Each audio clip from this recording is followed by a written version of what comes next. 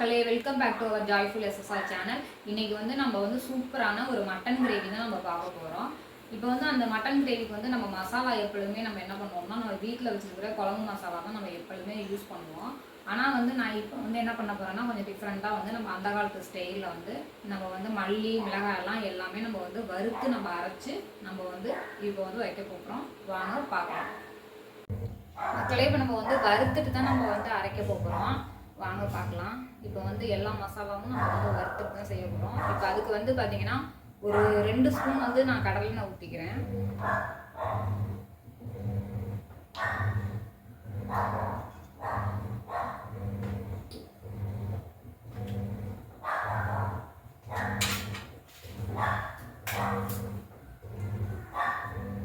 இப்போ வந்து மல்லி வந்து ஒரு 4 ஸ்பூன் மல்லி இருக்குது, நான் போட்டுக்கிறேன்.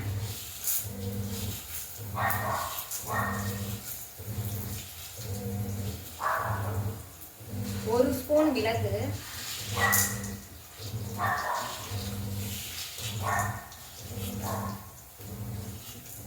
ஒரு ஸ்பூன் சோம்பு, ஒரு ஸ்பூன் ஜீரகம்,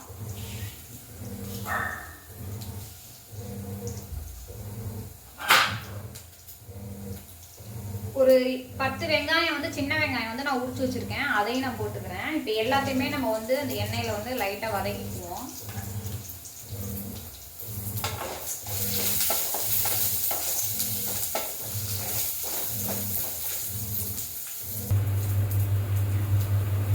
இப்போ வந்து 4 காஞ்ச மிளகாயும் போட்டுக்கிறேன் நான், அதோட வறுத்துக்குவோம். அப்புறம் வந்து உங்களுக்கு பட்டை, அன்னாசி பூ, கிராம்பு இது எல்லாத்தையுமே அதோடய சேர்த்து வறுத்துக்கலாம்.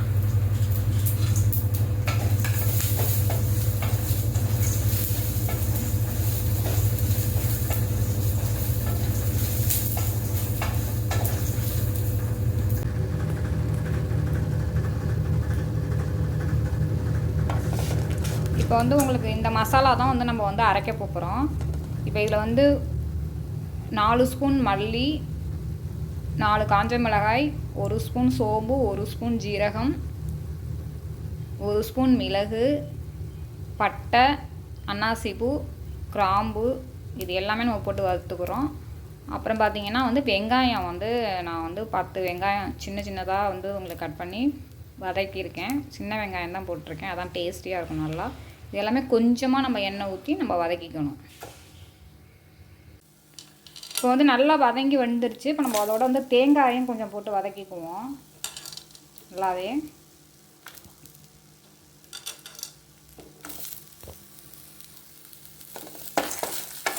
இது எல்லாத்தையுமே நம்ம வதக்கிட்டு ஆற வச்சுட்டு நம்ம வந்து மிக்ஸியில் அரைச்சிக்கலாம்.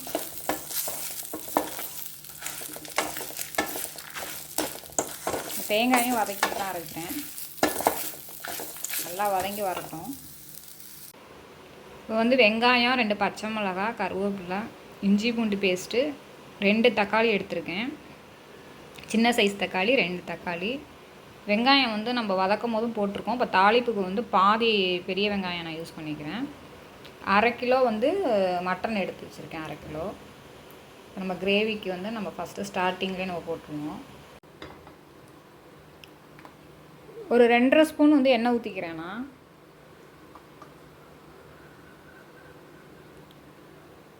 தாளிப்புக்கு வந்து ஒரு 2.5 ஸ்பூன் எண்ணெய் ஊற்றிக்கிட்டா போதும். இப்போ வந்து எண்ணெய் காஞ்சிடுச்சு. இப்போ வந்து பிரிஞ்சலை வந்து நான் தாளிப்புக்கு போட்டுக்கிறேன். நட்சத்திர சோம்பு, பட்டை, கிராம்பு இதை நம்ம போட்டுக்குவோம்.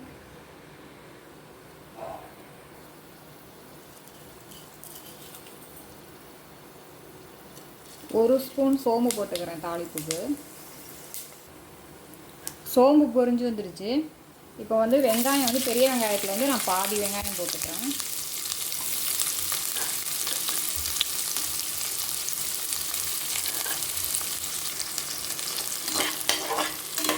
நல்லா வதக்கிக்குவோம். இப்போ வந்து 2 பச்சை மிளகாய் போட்டுக்கிறேன்.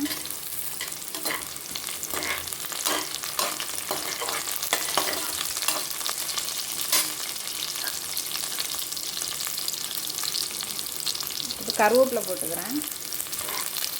நல்லா வதங்கி வரட்டும். உங்களுக்கு கொஞ்சம் கலர் பொன்னிறமான ஸ்டேஜ் வர வரைக்கும் வதங்கட்டும். இப்போ இந்த ஸ்டேஜ் வரும்போது நம்ம வந்து 2 ஸ்பூன் வந்து நான் இஞ்சி பூண்டு பேஸ்ட் போட்டுக்கிறேன்.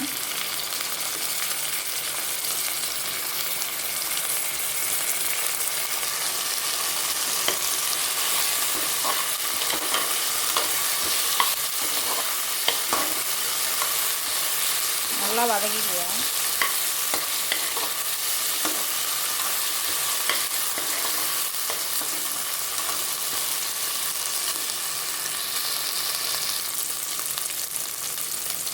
சின்ன சைஸ் தக்காளி 2 தக்காளி போட்டுக்கிறேன்.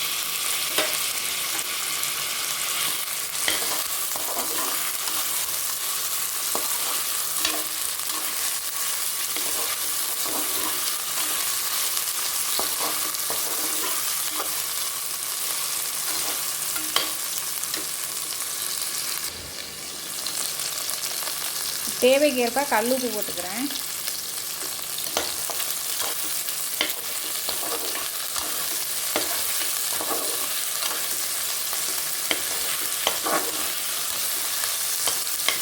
கல் உப்பு போட்டு நல்லா வதங்கி வரட்டும். இப்போ வந்து இந்த அரைச்ச பேஸ்ட்டை வந்து நான் போட்டுக்கிறேன். மசாலா பேஸ்ட்டை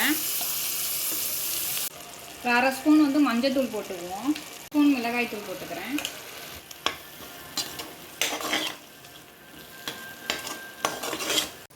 கொஞ்சம் காரத்தை குறைக்கிறதுக்காக கொஞ்சம் தயிர், அப்புறம் வந்து மட்டன் வந்து சாஃப்டாகிறதுக்கும் நான் போட்டுக்கிறேன். கொஞ்சமாக போட்டுக்கிறேன் தயிர்.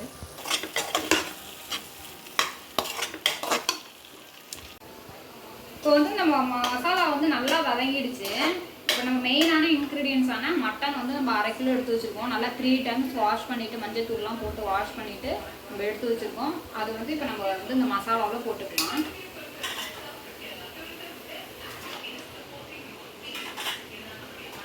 அந்த மசாலாவோட நல்லா மிக்ஸ் பண்ணிக்குவோம்.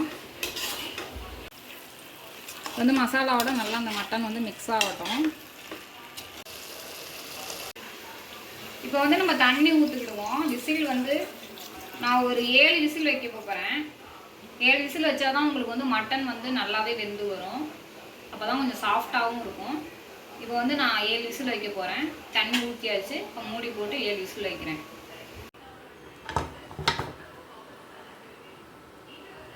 இப்போ வந்து நம்ம விசில் போட்டுக்குவோம். நான் ஒரு 7 விசில் வைக்க போகிறேன்.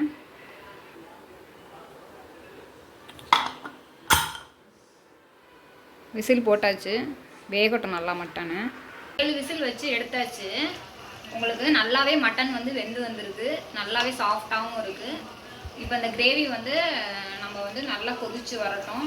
கொஞ்சம் ஒரு ட்ரையாக ஓரளவுக்கு வந்தங்காட்டி நம்ம வந்து ஆஃப் பண்ணிக்கலாம். ஃபினிஷிங்காக வந்து நம்ம கொத்தமல்லி கருவேப்பிலையெல்லாம் போட்டு இதே மாதிரி நீங்களும் ட்ரை பண்ணுங்கள்.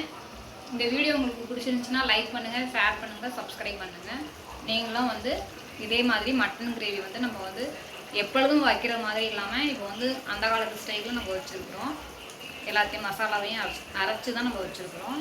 நீங்களும் ட்ரை பண்ணி பாருங்கள். இப்போ வந்து நம்ம ஃபினிஷிங்காக வந்து கொத்தமல்லிலாம் போட்டாச்சு.